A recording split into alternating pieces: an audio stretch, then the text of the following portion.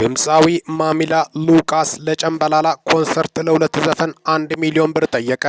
ሐዋሳ ከተማን በማስተዋወቅ የተለያዩ ዘፈኖችን የሰራው አርቲስት ማሚላ ሉቃስ ለዘንድሮ ጨምበላላ ኮንሰርት የሙዚቃ ስራውን እንዲያቀርብ ተጠይቆ ለሁለት ሙዚቃ 1 ሚሊዮን ብር መጠየቁን ሚዲያችን ሰምቷል። ድምፃዊው የጠየቀው የተጋነነ ገንዘብ ነው በማለት ከኮንሰርቱ አዘጋጆች እንዳልተቀበሉትም ነው የወጡት መረጃዎች የሚያሳዩት።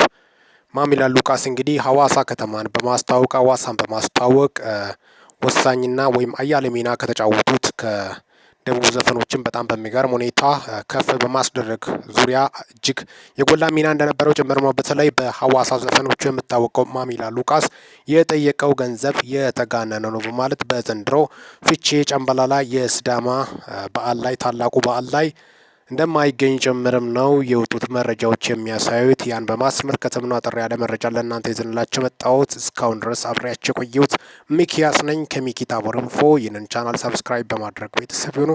በወቅታዊና አጫጭር መረጃ እስከምንገናኝ ድረስ በያላችሁበት ዓለም ክፍል ሰላም ያቆያችሁ።